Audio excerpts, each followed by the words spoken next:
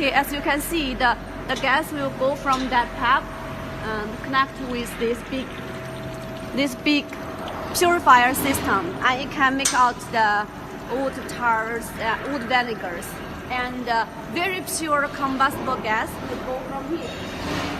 will go from here to the bottom of this furnace, and it can recycle the gas to heat this furnace.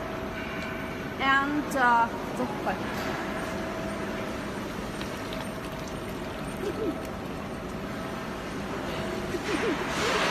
okay, and the final charcoal will go out from here. This is the cooling part. This is the cooling part for the final charcoal.